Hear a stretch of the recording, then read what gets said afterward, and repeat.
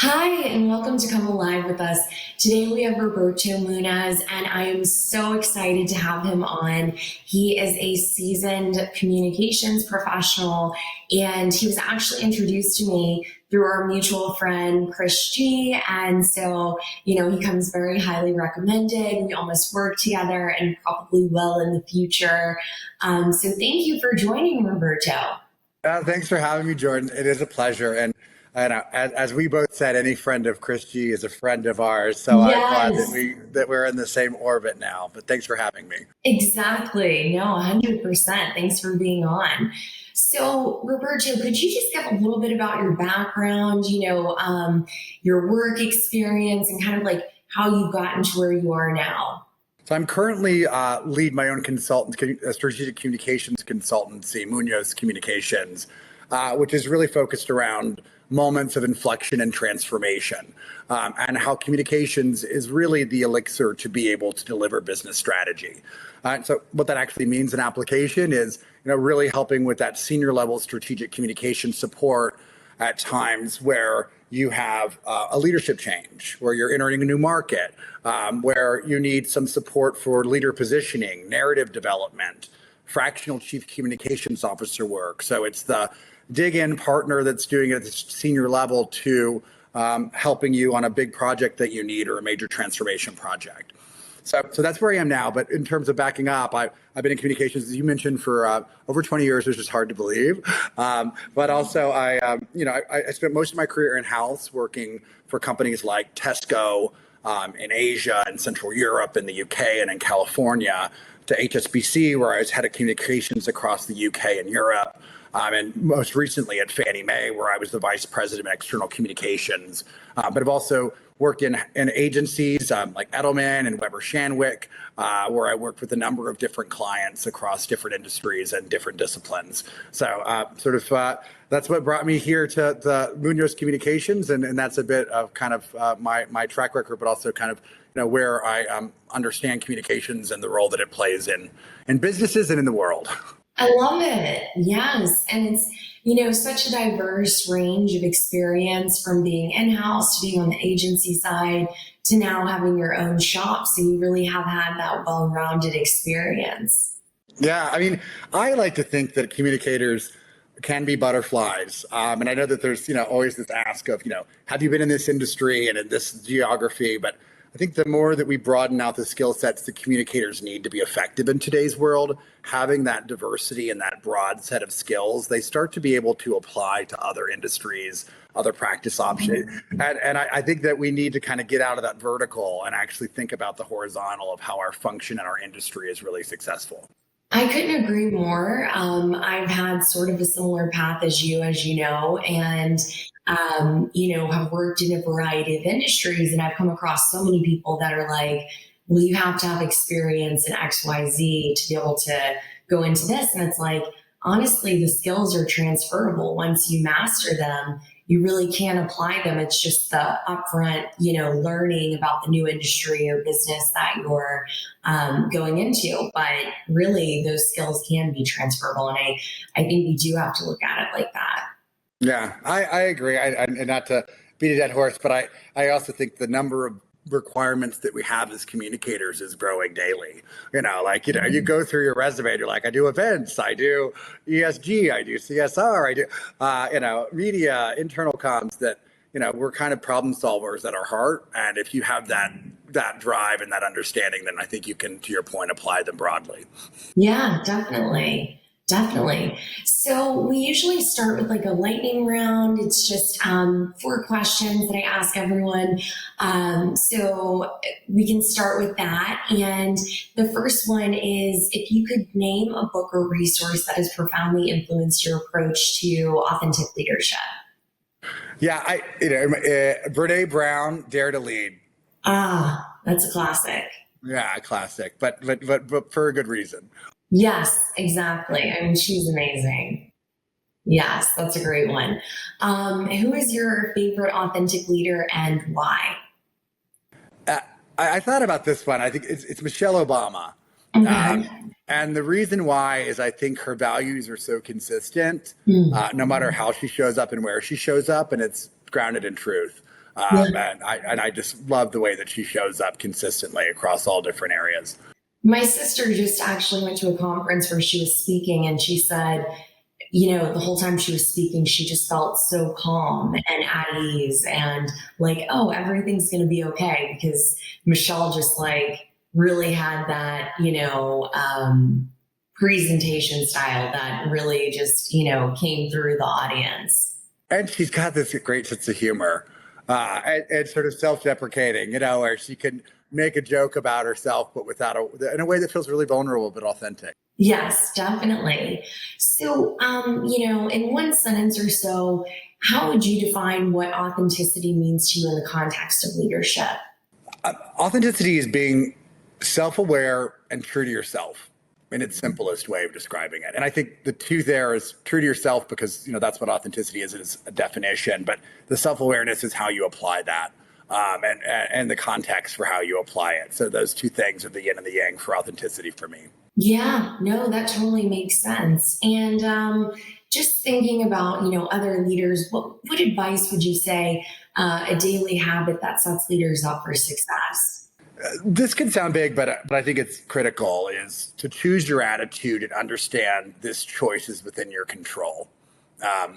Really understanding that you have the ability to choose how you show up to something and ultimately choose how you feel about something. That I think that really having that sort of understanding, but also applying it to every aspect of your life, not just in your company, is one of the most standout qualities that a person can build as a habit to be successful. Yeah, definitely. I love that. It's all about, the choice and how you pursue it.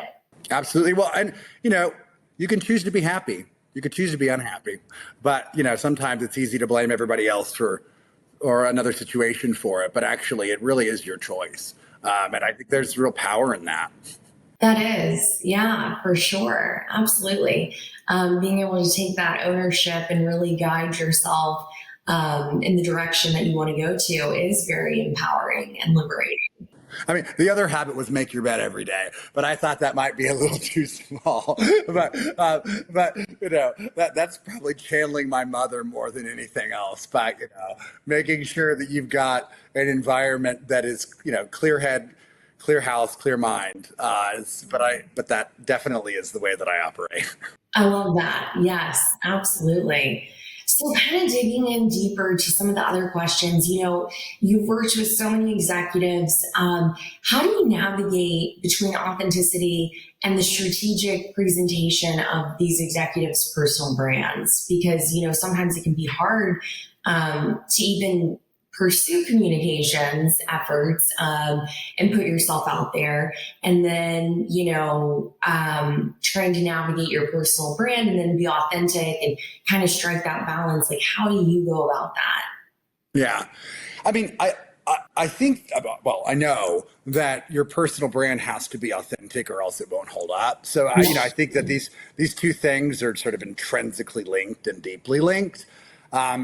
And one of the things that I say to a lot of folks whenever I'm doing, coaching, it comms, as it's a really interesting role. Like, I'm not a leadership coach, but you do assume that role a lot of times as a communications professional. So it's like sort of part therapist, part communications leader. But where that comes from is building the trust with the leaders and with those with your stakeholders that you're working closely with, because you need to be able to say the thing in the room that maybe nobody else is able to say, but also to build that relationship that they trust what you're saying.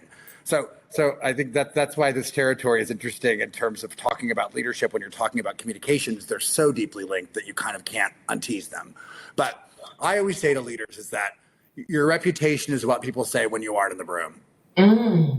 I like that. So, you're there, you're talking. Oh, you did a great job. Oh, that was wonderful. Oh, no. You leave, and then somebody says something totally different about you or about how you show up or about how you behave. And that actually is your personal brand. Yeah. It's not the thing that they said to your face. It's the thing that they say when you're not there. Right. So I like that a lot, because I think it helps to ground that, and I think when you become a leader at a certain level, is people tell you the thing that you want to hear. But actually, the double click underneath of it and sort of understanding what the room looks like is critically important. And if it's not true to who you are, it will eventually come out. Yeah. Right. Absolutely. It's impossible. It's very, very difficult to keep up a show of a person that you aspire to be, but maybe you aren't. Yeah. Or, it's interesting when I used to work at Tesco, we'd always do shopping alongs with people that are customers, and you'd say, okay, what did you buy today? And they'd be like, I bought apples and I bought healthy salads and but actually look inside of their cart and it was like Cheetos and, some of the things that weren't actually living up to kind of who that they said that, but there was an aspirational version of that. Yeah. But I think that when you look at a personal brand, you've really got to say, like, everybody has one, whether you're curating it or not. Yeah. And you can choose to lean in to actually inform the way that you show up within your personal brand, but it has to be grounded in authenticity, or else you'll get found out about it. Yep, exactly. Well, this was one of the further questions, but you touched on trust and, how do you approach building trust between executives and their audience, particularly in industries where, skepticism or cynicism may be prevalent? Yeah. Well, I think cynicism and skepticism is pretty much a through line happening across society right now. Yeah. So I don't know if it's industry specific. Actually, it's, there's a vacuum of leadership. There's an opportunity for folks to step out and up, but also I think that the cynicism and skepticism is pretty deep across all different industries and also all different sort of sectors of society, which I think is an important sort of foundational ground floor there. But in terms of building trust, it's the consistency and honesty of the behaviors that you have that builds stronger relationships. So, doing it in a way that feels that is authentic to who you are and is honest to who you are, but it has to be done consistently, right? Yeah. And because if you're not, again, it's back to how you show up in one way or another, or your personal or your professional life are different. People find that out, and they look at you differently, and actually that creates distrust. Yeah. So as you look at your audiences, knowing your audience is the most critical thing, but also knowing who you are as an executive and finding those intersections in a way that you intersect what your audience expects and what they want, but also who you are and how you show up, and finding those congruencies, those overlaps. That for me is the most important thing. Absolutely. That's a really good point. And I think, just thinking about our industry, communications in particular, and trust and all of that, we have the responsibility of kind of guiding executives, from talking points to where they should show up, to what they shouldn't speak on, to all of those things. And, I think that's where leadership really comes into play in communications, and building that trust and that rapport. And then they can go out and feel confident to, show up as their best selves in those targeted, whether it be LinkedIn posts or speaking events or media opportunities. And I think, the other thing that you mentioned is the consistency. And I think within communications and PR, sometimes people just want to do it, and then they're like, oh, like, I'll be fine. Like, I'll start, the work, and then I'll figure it out. But you really need to continue that relationship with whoever you're working with, because they're helping you build that brand and really, build that consistency in your messaging and how you present, and all of that. So I totally, trust isn't a one and done. Yeah. Trust takes a long time to build, but it can be lost in an instant. Yes. And I think that's where, that's when a crisis sort of comes, or that's when a crisis happens. But it's, to make sure that you build trust consistently and sort of through a series of actions and words that demonstrate your behaviors are honest and trustworthy. That's when you go back to values and kind of mission focus, as to make sure that you're really grounded in those, because otherwise it's untethered, and also it can actually lead to mistrust, which is exactly where you don't want to go. Absolutely. Do you have, a memorable example of a leader whose authenticity significantly impacted their brand's perception and success? Yeah, so I used to work with a leader who had sort of grown up working mostly with frontline staff, and his sort of image was, I'm a man of the people, and it worked really well as he was sort of engaging with frontline employees and sort of out of the office and sort of on the street, sort of talking to folks in a one-on-one. But there were moments where how this individual showed up were really incongruent, right? The emails were snappy and cutthroat. The way the meetings were organized were about making this person feel better than actually making the people that were presenting feel good about and empowered to do the right work. The showing up with a Lamborghini to a frontline event. So certain things that really were incongruent to the way that he presented himself. It's back to that kind of, I buy healthy food versus I buy the Cheetos moment a little bit. But that incongruence is eventually you'll get found out. Yeah. And I think, these aren't the Mad Men days back in the day of, just say it and it's true, or put a billboard out and people will believe it. We're living in a really, really interesting, democratized, multidimensional media environment, but also a societal moment where, people have the ability to research you, to talk about you, to influence around you, that, having this idea that you project something and it's true is different than the world that we live in today. And I think that this person got sort of discovered, and that it seeped out into the world that this person wasn't a person of the people. That was the image they were trying to project, but not actually who they were to their heart. And ultimately that led to not getting the next job, because the authenticity was seen, and it was eroded to the point that it wasn't seen as the leadership quality that we needed in our next leaders.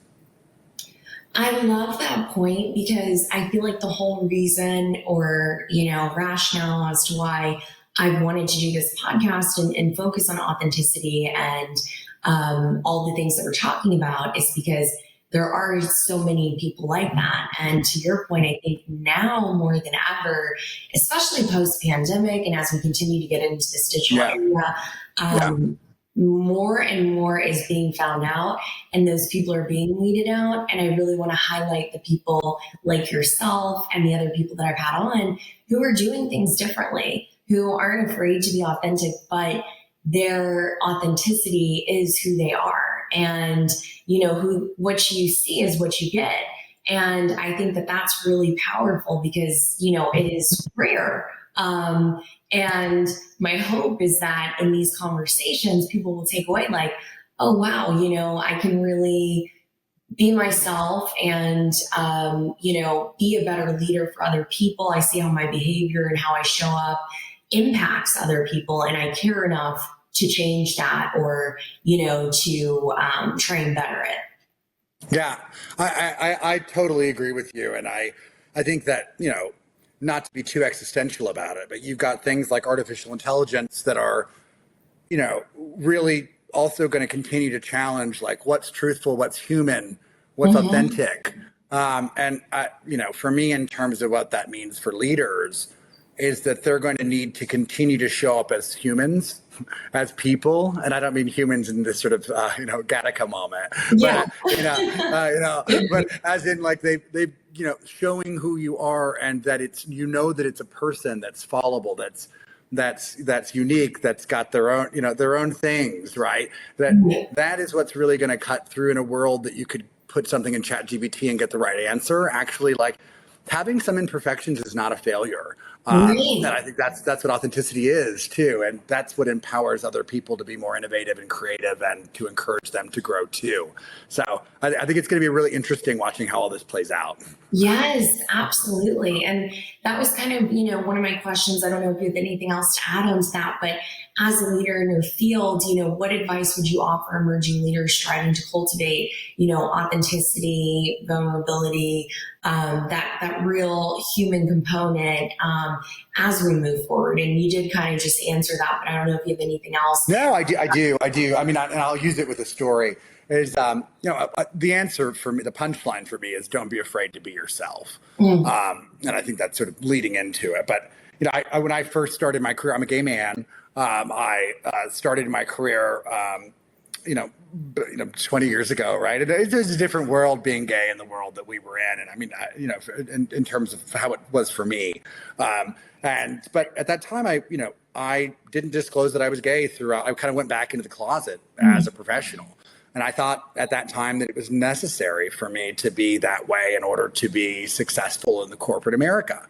And I'll never forget this moment that I had a picture of my husband and I up on not my husband at the time, sorry, my boyfriend and I up on the wall, and I always spoke in vague pronouns about who I was out with this weekend and what I was doing, and then I put that out because I was emboldened to do it and I wanted to do it, and I got a couple sideways glances about it, and I think that now looking back, I'm very overt. I tell it openly as I just did. And actually, I think it's essential to help other people and to bring it up. But I was afraid of myself. And I think that I missed out on opportunities to empower other people, to sort of help engender that courage and to help to build them up to be able to be successful leaders and to, bring new ideas and new context to situations where I would just say is, the more that you are yourself, you don't know who you're helping and how you're helping them, but you are helping other people by being vulnerable and being open in a way that somebody else sees themselves in you and they see you as a leader. They go, I could be that person too. And I think that for me is powerful. That is so powerful. And just going back to your point, we have progressed a lot as a society, since you first started working. However, I've still had conversations with people who are afraid to let their colleagues know that they're gay at work, or they have done that and then they get treated differently, whether it's, sort of discriminatory, or if it's people are trying to kind of make them comfortable in a way that kind of makes them uncomfortable. Do you have any advice for, and this is kind of, off of what we're talking about, but I think it's really important and really powerful. Do you have any advice for maybe younger, it could apply to older workers as well, just like in owning your sexuality in the workplace? Yeah. For me, it's always get in the room to make the impact. Because when you're in the room, when I was at my last company, I was able to, work closely with HR to introduce surrogacy policy. And that surrogacy policy is something that is now sort of codified within the policy of the organization. And hopefully it helps a lot of people to be able to have children in a way that they wouldn't otherwise be able to because of the financial ability to do it. So for me, it was, the more that, one, work for a company that appreciates you for being yourself. Yeah. Right. Banging your head up against the wall for a company that's never going to see you for you and appreciate you for you is probably not the place you want to be. Right. But when you get to the place that embraces that, figure out a way to continue to make change and to be the voice. Because, I think about diversity and inclusion in a way of like, the more diverse rooms that are sitting around the table, the smarter the answer is that comes out of the end of it. Absolutely. And if you're not sharing your experiences, and we have a very different experience in a way that a lot of other different minority groups do, that if you're not sharing your experiences in a way that's making the decision richer, then the decision's not going to have it inside of it. So to be able to bring that to the table and to be clear and assertive with what it is that you're bringing to the table, that's the way that you make change, and not just for yourself, but also for a lot of other people within the organization and the customers that you impact and the suppliers you impact. So for me, it's, be in a safe space to be able to be vocal, but be vocal when you're there. Yeah, I love that so much. That's amazing. Thank you. Thank you for sharing that. So, thinking about your legacy, what do you want your leadership or communications legacy to look like? my communications legacy to look like. Yeah, no. I got, when I think about my broader legacy, and this, it's like, it's the bigger kind of, because, I think if I stack this, because I'm a very linear thinker and logical thinker, I think about, purpose, mission, values, messaging, right? If I think about brand and I think about, but if I think about purpose and you're taking it for a brand or an organization, it's like, why are we here on earth? Right.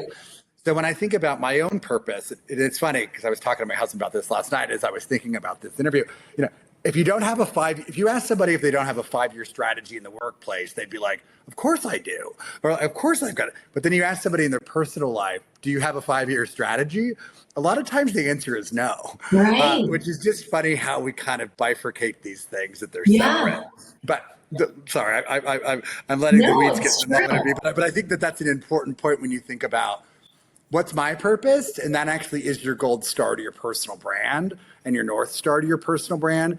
Mine would be is to help other people achieve their full potential. Yeah. And, if that was on my tombstone, I'd be a happy man.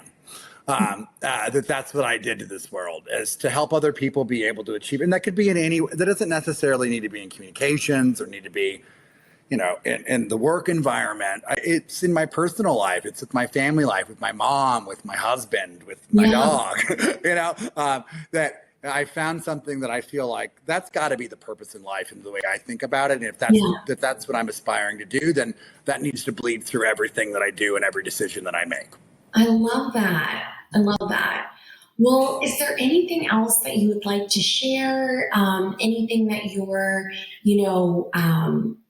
available to work on, or things that are coming up, anything that, would help you for people to know, like to come to you? I know that your kind of tagline is you like to help executives shine, which I love. And you kind of went into what you do at the beginning, but if there's anything else that you'd like to share, feel free. Yeah, I think communications is having a big seat at the table right now. And if organizations aren't really elevating communications as a strategic function in their organization, that they could get themselves into some reputational issues, but miss out on big opportunities to differentiate and define your reputation. Yeah. For me, it's, if you don't have a person that understands how to navigate organizations, how communications works in its fullest understanding of it, but also you're going through something that is a change moment, is a transformation moment, and you need a strategic communications partner to do it. Tag for myself, call me, I'm it. But also, there's other ways there's other people, and there's a lot of great experiences currently in the market right now as we reimagine what communications as an industry looks like. But I do think that the brands shouldn't be in a place that they don't have that to reach to, and they don't have the right senior support around them, because there's just too much risk and also too much opportunity of reward that's lost if you don't. So I implore folks to really think about that. And if you need an extra pair of hands or a strategic mind to sit around the room, give me a shout. If it's not me that's the right person for the job, I certainly know enough people to help you out. You are a great networker. It's kind of part of the job, right? But right, exactly. Well, actually, I love it. I enjoy it. I do too. The more that you give, the more you get back. That's another big lesson in life. Yes, that's so true. Well, thank you so much, Roberto. This has been amazing and just so nice to talk with you. Absolutely. Thanks for having me. And what a good topic to talk about. I really enjoyed it. Oh, awesome. Well, we'll talk soon.